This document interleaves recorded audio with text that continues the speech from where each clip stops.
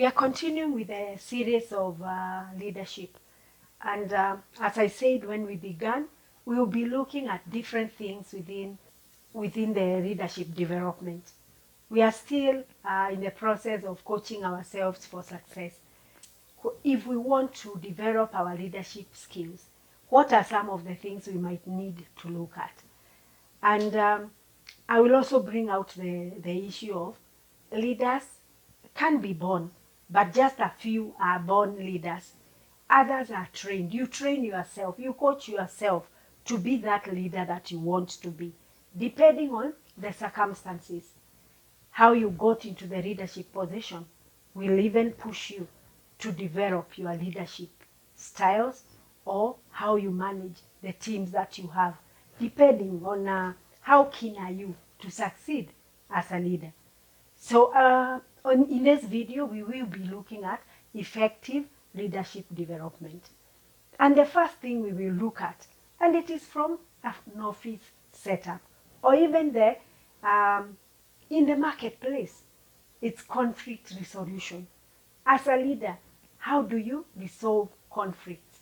Conflicts arise in the office for different reasons. And you are the leader. People are looking upon you to solve these conflicts. So how do you do it as a leader? You must be prepared not to take sides. Have you learned how to deal with issues that arise with the team members or even with stakeholders, other people that you work with or you deal with as you work? So conflict resolution is important for any leader or for any leadership position. Then dealing with change. As a leader, there will be times that you'll be required to bring out change. Probably it's a time like now when the economy is bad and you need to probably reduce on the staffing or bring in different ways of working. How do you deal with this change? As a leader, people are looking up to you to be able to deal with that change or to advise how this change will be dealt with. So we must be able to deal with change as it comes. Then problem solving. There will be problems that face our team members, the people that we lead. How good are we at solving these problems? From a leadership point of view, when problems arise, people will come looking for you so that you give them some advice or you help them solve the problems that have occurred. How good are you at problem solving? Then leading innovation. You will always be having new projects within the office setup. If you want to win in this competition, things are changing every day. The technology space is bringing in different things. How good are you at leading that innovation? And how good are you at also learning as a person? Because you may not be able to lead this innovation if you are not trained yourself. Have you coached yourself well to be able to lead in this innovation space? Virtual leadership. You remember since COVID, there has been this hybrid kind of working space.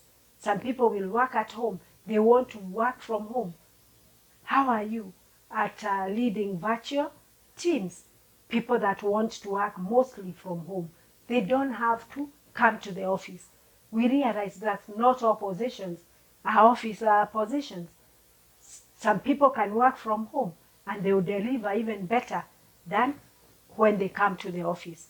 So how is your leadership for those teams that are out there that you cannot see? Are you able to just check on the work that they are working on? Are you able to set goals that address those virtual teams? Then project planning and delegation. As a leader, you will be involved in the project planning. You may not do all the work. Remember, I've always said that we do not know everything. How good are you at delegating? Do you delegate or do you do everything? So as a leader, we need to have those delegation skills. We need to learn to delegate, and to delegate effectively and efficiently as we coach our teams for also success. Building trust and respect. How do you respect your teams? How do you communicate with them? How do you talk to them? Do you trust them enough to trust them with the work that you are delegating to them? So we must be able to trust them, respect them, and treat them well. Then coaching to improve employee performance.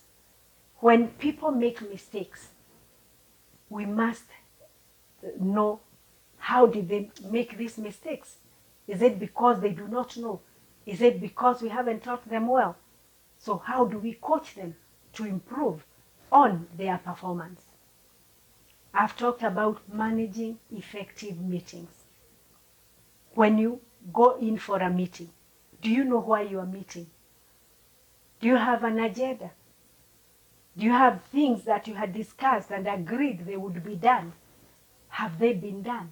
If they haven't been done, are you able to follow up to see or to find out why they weren't done? So managing effective meetings is key for any leader. If you say a meeting is for 1 hour, it should be managed within that 1 hour. So we need to learn to manage effective meetings as leaders. Lastly, motivating and encouraging our employees. Remember, it is said that when employees leave, they do not leave companies. They leave bad managers. So are we among the leaders that employees will choose to leave? So how good are we at motivating and encouraging employees? Are they happy to wake up every morning to come and work with us or for us? So how do we develop motivating and encouraging employee skills? So those are a few skills for leadership that you need to learn. Leadership can be learned. You need to be intentional in terms of developing yourself to be an effective and efficient leader. Thank you for listening. If you are new here, remember to like, share, comment, subscribe to this channel so you are notified anytime we post such content. See you in my next video.